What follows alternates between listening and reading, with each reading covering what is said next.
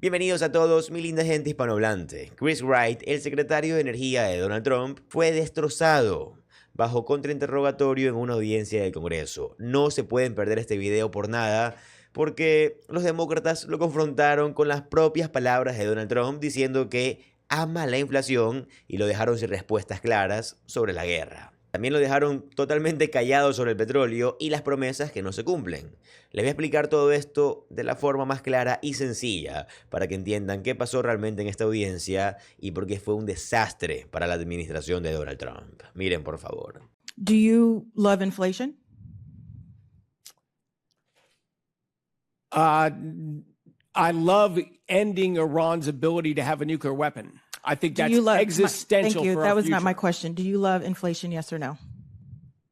I love ending Iran's. That is not my question. Do you love inflation? Yes or no? No, I would prefer lower inflation. Este fue uno de los contrainterrogatorios más impresionantes que he visto en el Congreso. La congresista demócrata Amelia Skiles contrainterrogando al secretario de Energía de Donald Trump, Chris Wright, utilizando las propias palabras de Donald Trump.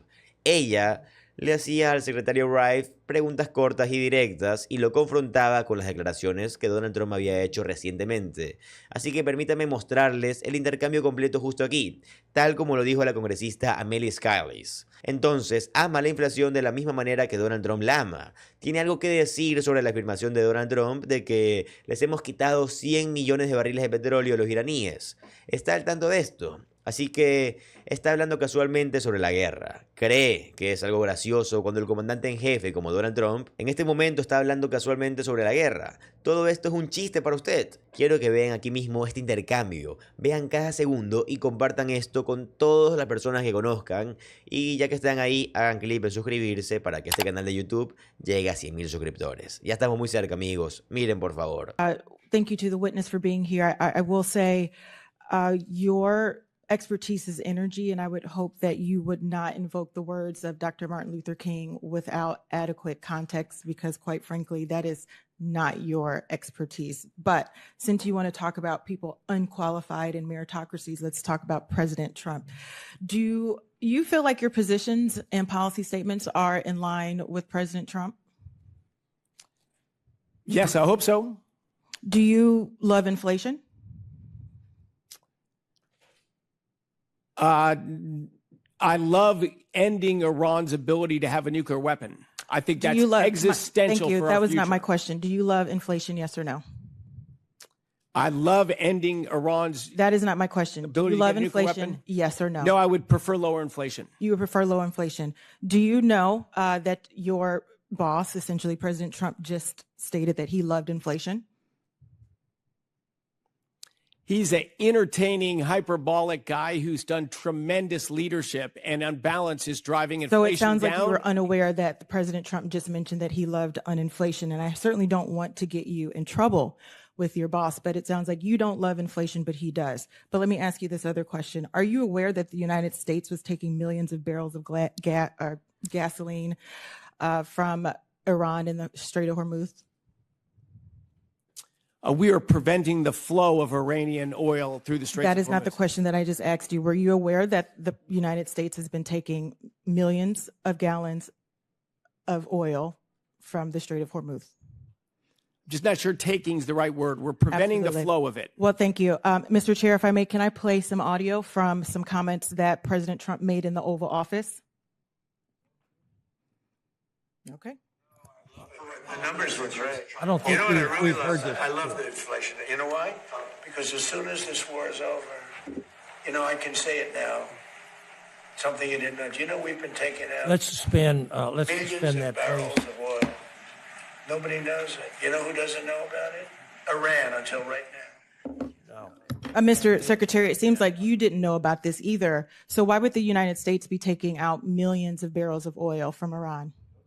Well, it's essential that we prevent oil sales from generating revenue for Iran to spend to develop nuclear weapons and oppress their Mr. Secretary, people. I understand this might be an uncomfortable line of questioning and you don't want to do it, but you are not answering my question. So I'm going to ask you again, and I'm going to hope that you will answer it honestly. Did you know that the United States was taking millions of gallons of oil from Iran? I'm unaware. So do you think that the president is lying based on the audio that you just heard? And I will send it to you in case you say you didn't hear it. Oh, no, I do not think the president's lying. I think the president's talking casually about our efforts to stop the flow of Iranian oil, and war we're is stopping those casual? tankers. Do you from think flowing. that it is appropriate to talk casually about war? I think you talk to all different audiences and you talk in all different styles. But I don't have any serious objection to what he said. You don't have any serious objection for someone talking about war casually? Do you have that objection? There are 13 service people who are dead. There are hundreds more that are injured, but we should be talking about war casually.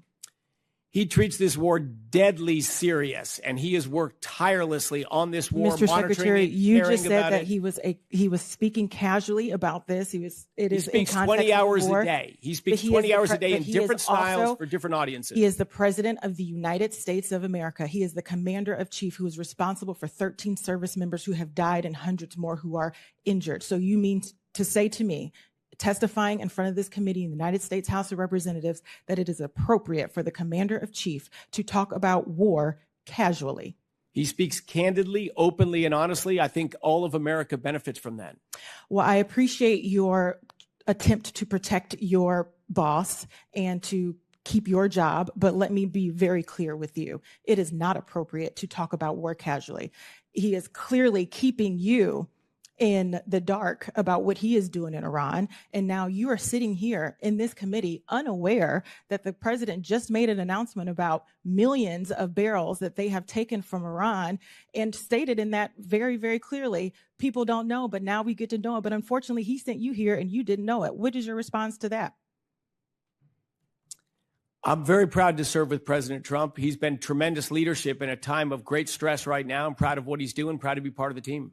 Well, I would not be proud if my boss sent me up Schitt's Creek and left me here in a committee without adequate information and speaking casually about war. That is a horrible place to be. And I'm so sorry that you have to defend that. That is beneath your honor. And a woman's time has expired. I'd also... Luego tuviste a otros miembros del Congreso demócratas haciendo también unos grandes contrainterrogatorios, como el congresista Sheer Thenedar. Vean su contrainterrogatorio aquí mismo, mostrando que el secretario Wright es simplemente un mentiroso total. Miren, por favor. But you tweeted in March that the U.S. Navy had successfully escorted an oil tanker through the Strait of Hormuz to ensure oil remains flowing to the global markets. Was that true? No, that was an error. It was not tweeted by me, but it was by my team that misunderstood something I said, but I take responsibility for it. What did you say to the team that they misunderstood? I gave a talk in Colorado about the state of energy and what was going on in the Strait of Hormuz. I said we will restore flows of oil to the Strait of Hormuz using the U.S. Navy if necessary. Makes this honest mistake. But the reason I bring that up is because yesterday you just said that in the Strait of Hormuz, traffic was rising very meaningfully. Is that true? And what does meaningfully mean to you? That is true.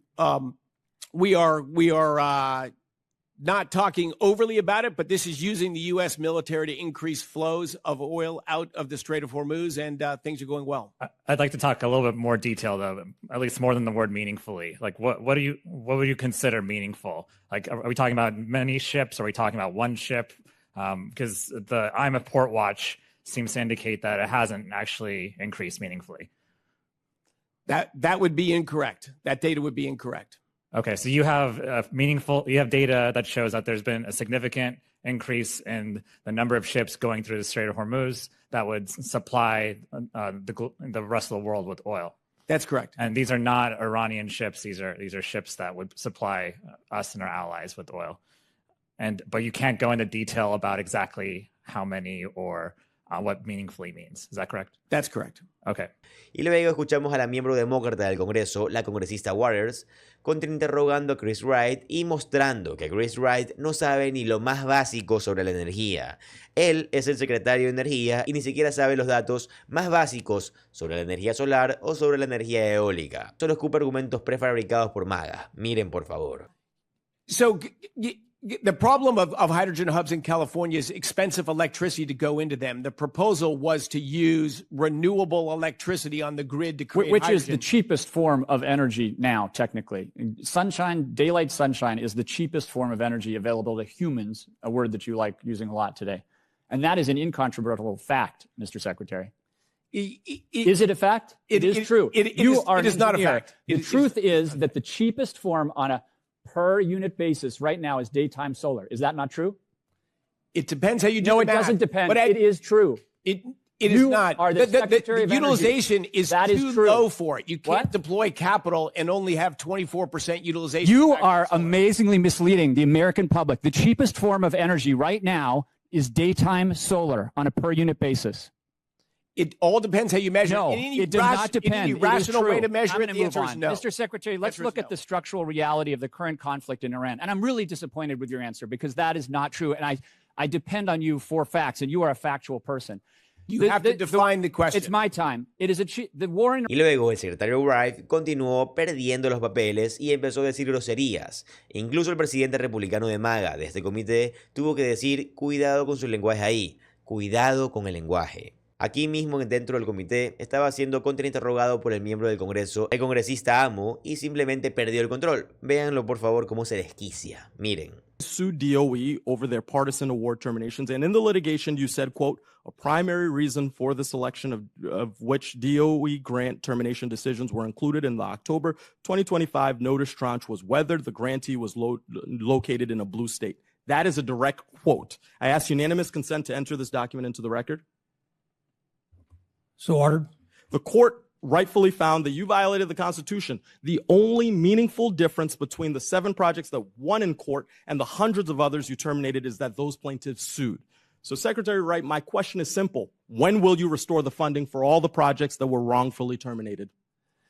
So, number one, you even read the document or misinterpreted the document. We did not involve politics in the decision-making of our review process. Hands down. Explain 95%, Secretary.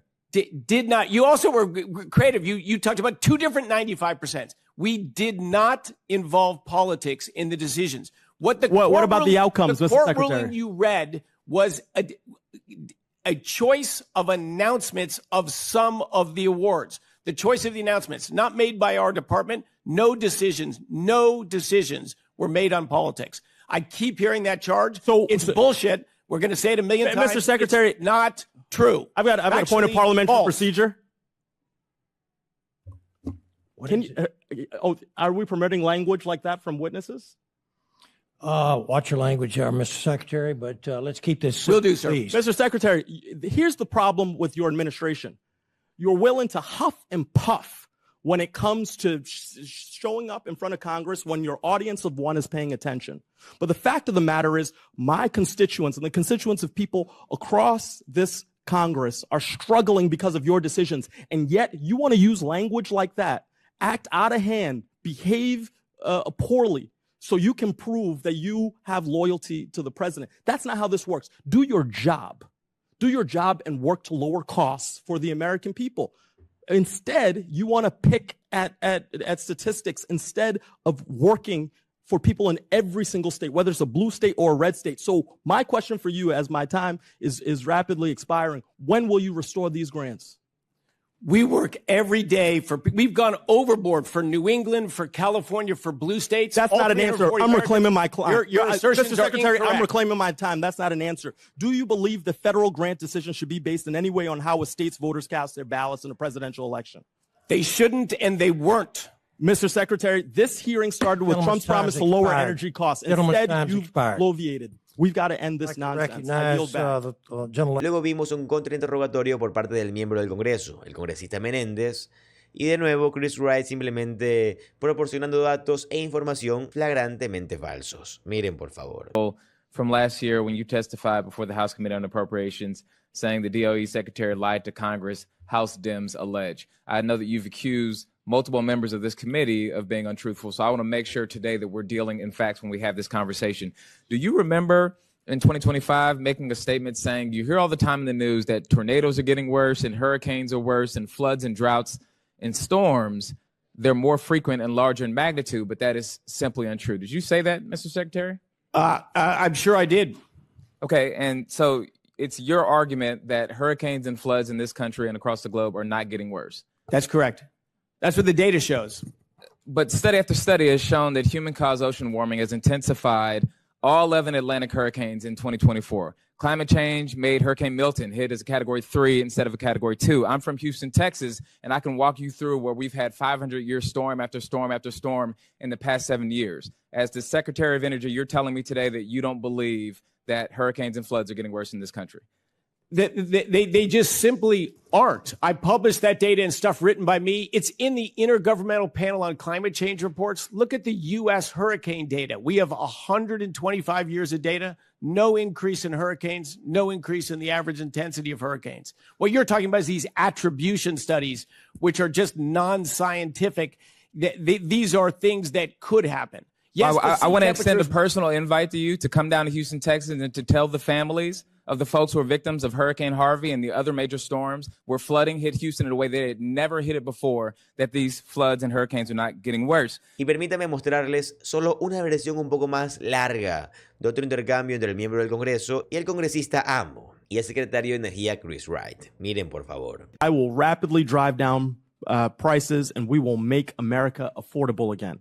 We're going to get your energy prices down by 50%. Secretary Wright, has Donald Trump fulfilled his promise? He sets ambitious targets, and he is all in on driving in that direction. And the number of structural changes he's made in how we view energy and what we're doing will absolutely, over time, deliver that goal. Okay, so the answer is no. Not yet. And you know, well, you can waffle all you want, but the American people know the truth. They can feel it in their wallet every time they fill up at the gas pump, every time their energy bills come in the mail.